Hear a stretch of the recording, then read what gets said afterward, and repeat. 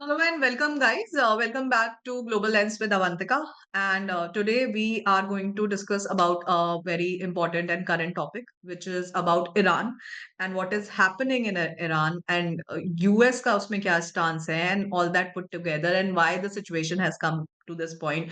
Also, Reza Pahlavi का वहाँ पे क्या stance है and how things are going to pan out.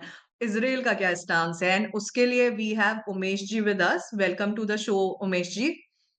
जय सिया राम अवंतिका जी। Jai Siya Ram.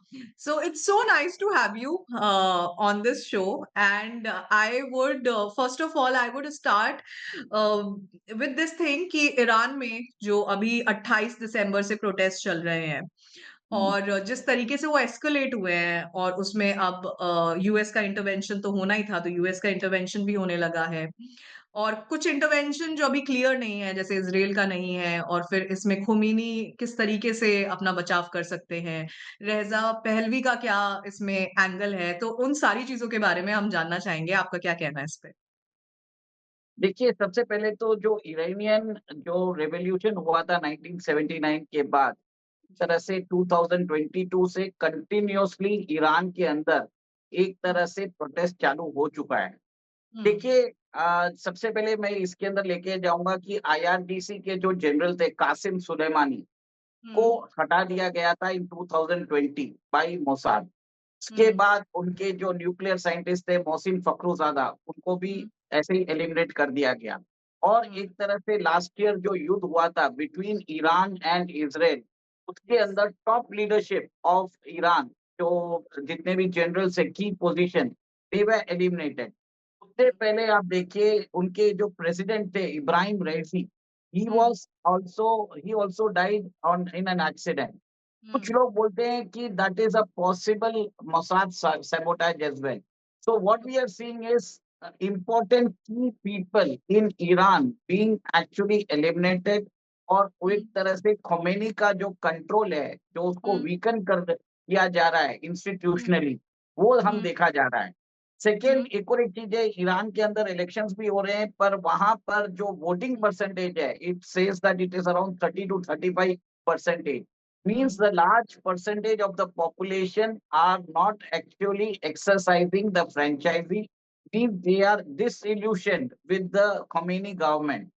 और हुँ, एक तरह से ईरान के अंदर जो डिटीरिएटिंग इकोनॉमिक कंडीशंस है due to sanctions and other things, we are um, feeling that the youth of Iran are now being disillusioned और um, and mostly the women folk जिस हिसाब से शरिया लागू किया गया है, they hmm, also would like to actually get new reforms for women as well.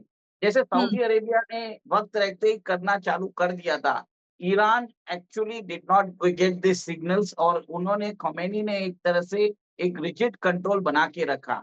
And hmm, all this things is the pent up accumulation of all the factors, economic, social and hmm, even political repression.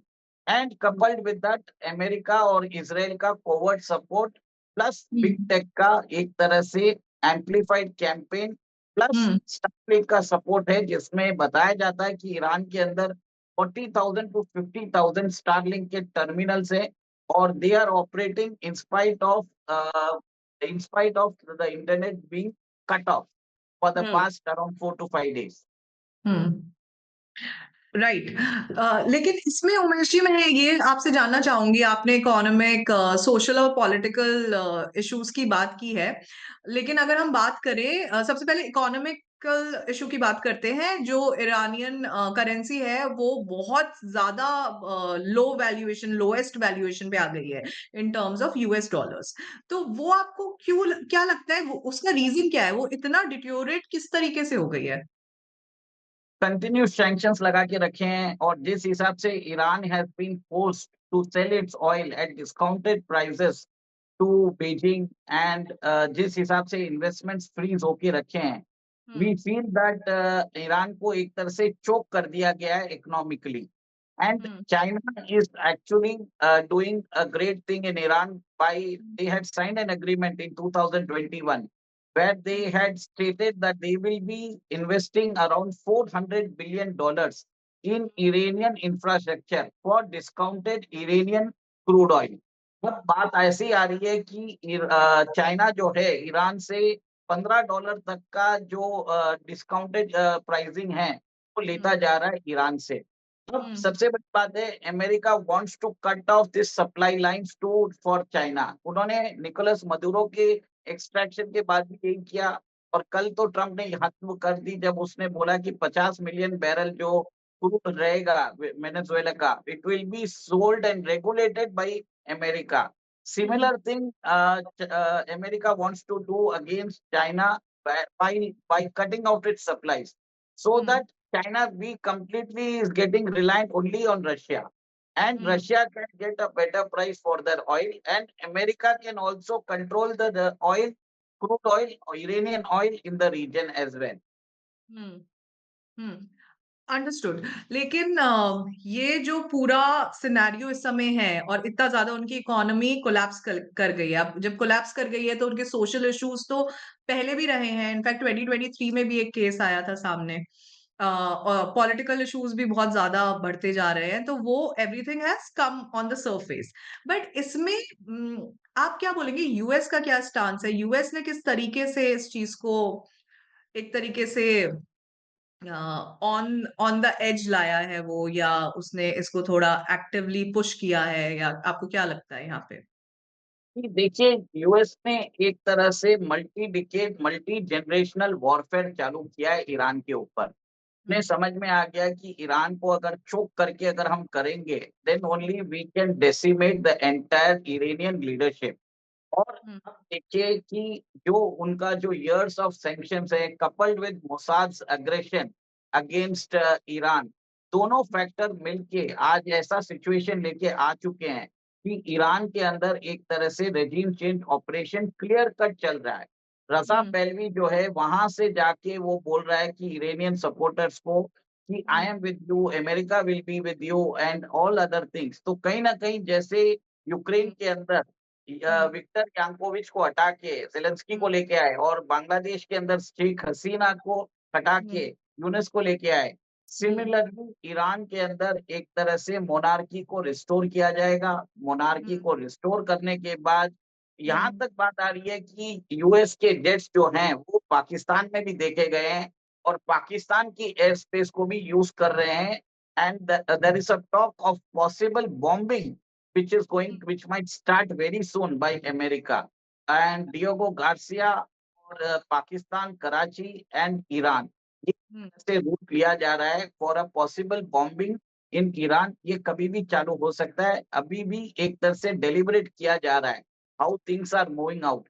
अगर hmm, America को लगा कि अगर swift bombing करके Iranian leadership को overwhelm किया जाए और वहां पर लोग अपना आपा खो बैठे, then we can execute a bloodless coup in Iran। America अभी नहीं चाहता कि डायरेक्टली इन्वॉल्व हो वॉर के अंदर। अफगानिस्तान में उन्होंने देख लिया है, they hmm, drained out $2.26 trillion in Afghanistan over a 20-year old period, and उनको विड्रॉ करना पड़ा। अब यस, अमेरिका एक तरह से ब्लडलेस coup करना चाहता है, और एक तरह से उन्हीं के एक्टर्स को यूज कर रहा है, जो इरानियन एक्टर्स को यूज कर रहा है, ताकि हुँ, वहाँ पर इफेक्टिव रेजिम चेंज कराया जाए, और एक तरह से ये डेमोक्रेसी की जीत को पोर्ट्रे किया जाए। ये हुँ, एक तरह से अमेरिका का एक बहुत सोचा-समझा केयरफुली क्राफ्टेड प्लान है। हुँ। अच्छा, यहाँ पे मैं आपसे 2 चीज़ जानना चाहूँगी। एक तो बात करते हैं रेज़ा पहलवी की। वो उनके ट्विटर पे जो ट्वीट हैं, एक्स प्लेटफ़ॉर्म पे बहुत वायरल हो रहे हैं। इनफैक्ट बोला जा रहा है कि ग्राउंड पे लोगों को मोटिवेशन उसी से मिल रहा है, क्योंकि वो एक टाइम पे उनके वो मोनार्क थे उनके फादर, और पूरा उनका रेजीम होता था। और दूसरी तरफ है यूएस। तो आपको क्या लगता है कहीं न कहीं इन दोनों का भी एक सिनर्जी एक हो सकता है साथ में चलने का? कोई ऐसा said deal agreement that we are together for this तख्ता पलट जो हो सकता है इस समय ईरान में? देखिए, ये तो क्लियर कट नज़र आ रहा है कि जैसे ही ख़ोमेनी को हटाया जाएगा, ईरान के हुँ, अंदर एक लीडरशिप चाहिए, एक इंस्टीट्यूशन चाहिए। हुँ, क्लर्जी को हटा के वो मोनार्की को लेके आना चाहते हैं, एंड हुँ, मोनार्की जो है हमेशा प्रो यूएस रहा है वहाँ पर। इनफैक्ट 1979 के पहले इरानियन रेवोल्यूशन के पहले, तो ईरान जो था it was considered a very forward society. वहाँ हुँ, पर बहुत सारे राइट्स थे, इंटेलेक्चुअल डिस्कशन होते थे। But yes, after the Islamic takeover, Iran hmm, went into a dark ages. एक और हुँ, एक चीज़ बता देता हूँ कि मेरा ये मानना है कि भारत के हिसाब से अगर रेजिम चेंज होता है, it is hmm, not good for us. I okay, believe that अगर मैं भारत के सिक्योरिटी के हिसाब से बोलूँगा, the hmm, Khomeini regime is in the best interest for India. क्योंकि रज़ा पहलवी के जो फादर हैं, हुँ, उन्होंने 1965 और 1971 के वॉर में पाकिस्तान को सपोर्ट दिया था। और हुँ, जब से खमेनी की सरकार आई है, उन्होंने न्यूट्रल स्टैंड लिया है। एक तरह से उन्होंने भारत का भी सपोर्ट नहीं किया, पाकिस्तान का भी नहीं किया है। And hmm, after if Raza Pahlavi comes, तो भारत का जो चाबार पोर्ट है, उसका वो जो कनेक्टिविटी है एनएसटीसी से, वो हुँ, एक तरह से प्रॉब्लमैटिक हो सकता है। सेकंड, हुँ, आप ये देखिए, भारत का बहुत अच्छे रिलेशनशिप है ईरान के साथ। और हुँ, ये भी है कि इंडिया के अंदर एक सर्टेन परसेंटेज ऑफ पॉपुलेशन, जो शिया पॉपुलेशन है, वो हुँ, बहुत रिवर करते हैं खमेनी के साथ भी। तो ये एक तरह से भारत के लिए अच्छा है अगर खमेनी की सरकार बनी रहे और खमेनी पॉसिबली कोई एक तरह से ट्रूस ऑपरेशंस करके वहाँ पर नॉर्मलसी रिस्टोर कर सके। अभी जो मेरा ये मानना है कि वहाँ पर अगर रज़ा पहलवी आते हैं, ट्रम्प का नेक्स्ट टारगेट रहेगा रेजिम ओवरथ्रो इन अफगानिस्तान। वहाँ पे वो तालिबान को हटा के आईसिस खुरासान को लेके आएँगे और बगराम एयरबेस को वो अपने कंट्रोल में रखना चाहते हैं ताकि वो डायरेक्टली टारगेट कर सके चाइना को, हुँ, रशिया को और भारत को। This is the reason. और एक तरह से ईरान के अंदर आप देखिए कि जिस हिसाब से इलॉन मस्क की जो सैटेलाइट्स है, उसको हुँ, जैम किया जा रहा है। This hmm, shows that Russia is providing full support and China is also providing full support, क्योंकि चाइना का बहुत बड़ा इन्वेस्टमेंट है ईरान के अंदर, और बेल्ट एंड रोड इनिशिएटिव में सबसे बड़ा इन्वेस्टमेंट ईरान है। It will provide a connectivity to Europe as well. So एक तरह से आप ये देखिए कि ईरान के अंदर चीज़ें इतनी ईज़ी नहीं होगी, और मेरा ये मानना है कि Khamenei will not go out as being stated by the media, western media. एक हुँ, तरह से Tiananmen Square can be repeated in Iran as well. There can be a brutal crackdown resembling to the Tiananmen Square. ये मुझे नज़र आता है। और हुँ, क्योंकि देखिए कि जैसे आईआरजीसी है और बाकी सब जो इरानियन फोर्सेस है, proxy forces, they are well embedded in the administration. वहाँ हुँ, पर एक तरह से इंफॉर्मेशन वॉरफेयर चल रहा है जिसमें वेस्टर्न मीडिया एक तरह से पोर्ट्रे कर रही है। देखिए 500 से 1000 लोग मारे गए हैं, इतनी बड़ी पॉपुलेशन है and other things, it is very difficult. 200 शहरों में बता रहे हैं कि प्रोटेस्ट चल रहे हैं, लोग कुछ ना कुछ बोल रहे हैं। बट एक तरह से ये देखिए कि Iranian regime is allowing people to channelise, मतलब आप आउटपोर करिए, ताकि हुँ, जब आउटपोर करने के बाद उसको कंट्रोल भी किया जाएगा by using of lethal brute force. और कल तो हुँ, उन्होंने शाही ड्रोन भी एक तरह से डिप्लॉय कर दिए हैं। So this hmm, means that Iranian administration is not going to give up so easily। और जैसे या, वेस्टर्न मीडिया में रिपोर्ट किया जा रहा है कि they are hmm, actually contemplating of fleeing to Russia, I hmm, don't think so it is going to happen very soon as being projected। Yeah, so I was about to ask you about this only। जैसे आज president Donald Trump की अगर बात करें तो उन्होंने बहुत diplomatic stance दिया है। उन्होंने अभी भी किसी भी तरीके के कू के बारे में बात नहीं की है और उन्होंने सैंक्शंस लगा दिए हैं और कंट्रीज पे भी 25% टैरिफ्स और कर दिए हैं और उसके ऊपर से उन्होंने कहा है we are open to war, but still उन्होंने एक विंडो दी है वहां की गवर्नेंस को to somehow make things work, जैसा मैं समझ पा रही हूँ। तो अगर हम बात करें 28 तारीख को ये शुरू हुआ, आज हम 13 तारीख को है। आपको 13 तारीख में आपको क्या लगता है कि अभी ये जो पूरा वॉलेटाइल सिचुएशन चल रही है, इसमें खोमेनी का रिजल्ट हो सकता है? ऐसा भी है कि नहीं होगा और maybe things can restore and it becomes a long term plan? देखिए, मेरा ये मानना है it is an effective regime change operation, everybody knows that. Now ठीक इट है। Is like the interest. आप after losing Venezuela high time, both um, Russia and China will try to protect the Iranian regime. In fact, you right. could see in 2021, Iran has supplied around 3 billion worth of drones and missiles to Russia. तो कहीं ना कहीं Russia is obligated to support Iran in some way. And one more thing, Iran के अंदर Chinese investment है और Russia को भी एक तरह से ऑब्लिगेटेड है, because Iran stood with them and the hmm, entire world was against them. और हुँ, इस टाइम पे अगर रशिया और चाइना अबैंडन्स ईरान, तो एक हुँ, तरह से उनकी सुपीरियरिटी और उनकी जो विश्वसनीयता है, क्रेडिबिलिटी है, उस हुँ, पर एक तरह से दबा आ जाएगा और America will emerge as the undisputed power in the world. उसके बाद तो आप ये देखिए कि रशिया और चाइना को पेपर टाइगर्स बुलाया जाएगा। And I hmm, don't think so Putin and Xi Jinping would like it. उन्होंने हुँ, वेनेजुएला इसके लिए छोड़ दिया क्योंकि Venezuela was thousands of kilometres, around 10 to 13,000 kilometres from hmm, that border. It was an American backyard. Iran is yes, not that case. Iran के अंदर एक तरह से कोलैटरल डैमेज अगर कुछ किया अमेरिका ने, तो collateral damage might be Saudi Arabia and American proxies जो है कतर में या कुवैत में या इराक में, hmm, everything can burn out. So एक हुँ, तरह से Middle East is not so easy for Iran, is not so easy as being projected by people that swiftly हो जाएगा। निकोलस हुँ, मदुरो को तो उन्होंने एक्सट्रैक्ट कर दिया क्योंकि वहाँ पर बताया जाता है कि एस-300 सिस्टम को उन्होंने डिप्लॉय नहीं करके रखा था। जबकि हुँ, ईरान के अंदर तो वो वॉर रेडी है, वो हमेशा ही अलर्ट पे रहते हैं कि कब इसराइल उनके ऊपर पॉसिबल अटैक कर सकता है। आप हुँ, सोचिए उनके की पर्सनल को उन्होंने उड़ा दिया है, उन्होंने हुँ, असैसिनेट कर दिया है। That um, country will always be on hyper alert 24/7 and they will keep all their arsenals. उनके पास थाउज़ेंड्स ऑफ मिसाइल्स हैं। It is या not going to be easy for Americans as they claim कि khomeini को एक unrest से कर देंगे। And hmm, with China and Russia banking them, Iran हुँ, के अंदर Tiananmen square can be repeated. It is nothing. Hmm, they can take the Chinese playbook. 10,000 hmm, students were killed by China in hmm, 1989. Yes, Similar hmm, similar things can happen in Iran also. और हुँ, already आ चुके हैं कि 1100 से 2000 लोग already मारे जा चुके हैं। हुँ, So that figure, if the protests escalate, there might hmm, be a massive military clampdown. It is possible. और हुँ, अमेरिका अगर उस समय कुछ करने की कोशिश कर सकता है, करेगा, तो Russia and China might intervene. Hmm. Okay, absolutely.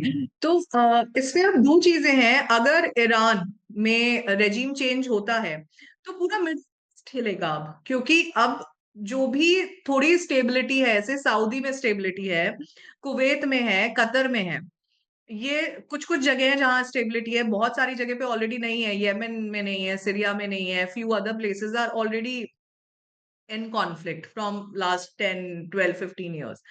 तो एक एंड इराक में भी नहीं है। तो अगर ईरान हिलता है से, तो इसका इफेक्ट मिडिल ईस्ट पे कितना होगा और यूरोप पे कितना होगा? देखिए पूरा रीजन को एक तरह से, Iran is on the central, if you see the it is strategically located. Strait हाँ। ऑफ हॉर्मुज को कभी भी ब्लॉक कर सकते हैं। They can cut off the oil supplies. They um, can rain over the missiles at across to all the refineries in um, Middle East. मतलब they can kill the production facility instantly. So um, जिस हिसाब से America सोच रहा है कि Iran के अंदर वो रेजिम चेंज करा सकता है, पॉसिबली नहीं है। और यूरोप तो ऑलरेडी एक तरह से रिसेशन में जा चुका है। एंड हुँ, अगर वहां से भी अगर ट्रेड रूट बंद हो जाता है, सुएज कैनाल और बाकी oil supplies, it will hmm, be difficult for Europe. And it will lead to rise of oil prices across the globe, and in fact the supply chain will get affected। मेरा ये मानना है। हुँ।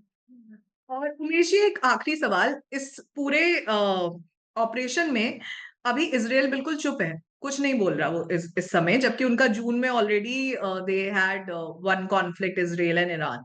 सो आपको क्या लगता है इसमें इज़राइल का क्या स्टांस है? And supposedly it happens in Middle East that Iran's regime is changed, तो उससे इज़राइल को किस लेवल का बेनिफिट हो सकता है? देखिए the new regime whatsoever it comes with Iran, वो अब्राहम अकॉर्ड साइन करेगा इसराइल को मान्यता देगा। और एक हुँ, तरह से मिडिल ईस्ट के अंदर अगर पीस की जरूरत है, जिस हिसाब से यू प्रॉब्लम क्या है, जो मिडिल ईस्ट में every hmm, power wants to keep its own proxies. वहां पर हुँ, इंडिपेंडेंट रूलर्स नहीं आ रहे। जितने भी लीडर्स जो आ रहे हैं, either hmm, they are aligned to China और रशिया और अमेरिका। ये तीनों के ऊपर एक तरह से वहां पर एक पावर स्ट्रक्चर बना हुआ है। अब हम्म। सबसे बड़ी बात है independence of the gulf council itself. वो एक तरह से आप देखिए कतर के अंदर जो शेख है, he is an American proxy. वैसे ही Mohammed bin Salman, he is a non American proxy. UAE hmm. के भी जो है वो he is an non American proxy. वहां पर रशिया के जो असाद रजीम है उसको हटा दिया गया, और अभी जो सीरिया के जो प्रेसिडेंट है, he was a known terrorist, जिसके ऊपर 10 मिलियन बाउंटीज भी था, जिसको अमेरिकन प्रेसिडेंट ने हटा दिया, तो उसको लेजिटिमाइज कर दिया। अब वहां पर अपने प्रॉक्सीज बैठा के रूल करने का एक तरह से एक चलन हो चुका है। Will hmm. Russia allow Khamenei to go? We have to see that. It is not going to be very easy. Syria के अंदर भी आपने देखा कि किस हिसाब से प्रॉब्लम्स हुए हैं, यमन के अंदर चल रहा है, और अब ईरान डिस्टेबलाइज होता है, it will send all the shocks to the global economy. Is the only person, the only country which will benefit out of it is Israel.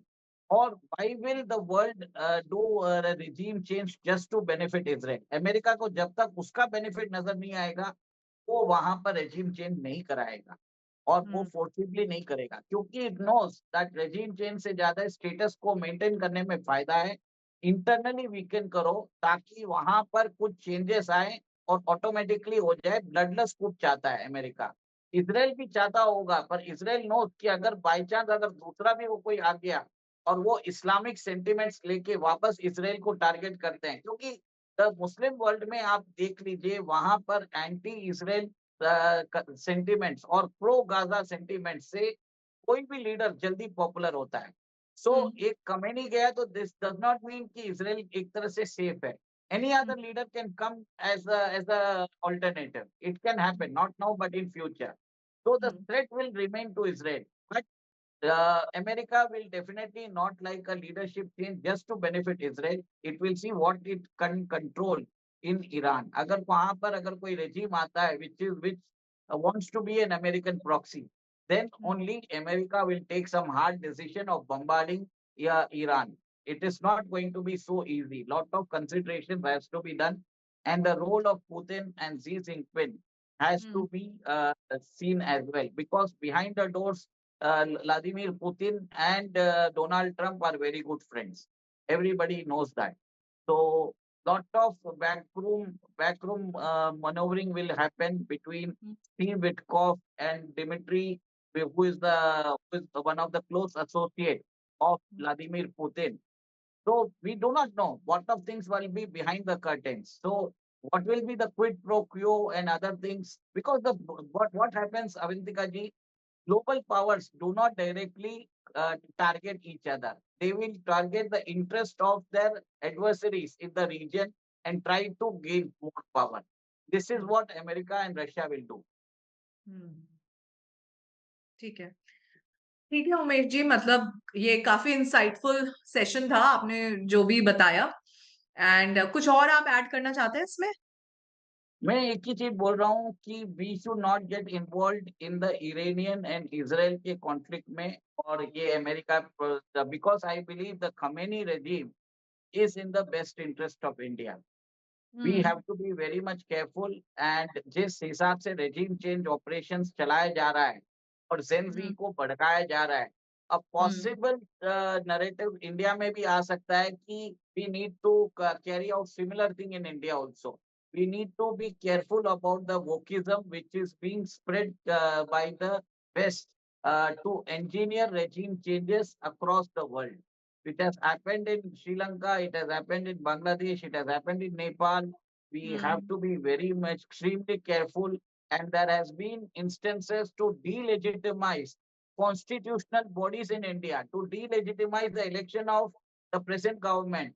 Has been an accusations which has been hurled out at Election Commission of India, the Supreme Court of India.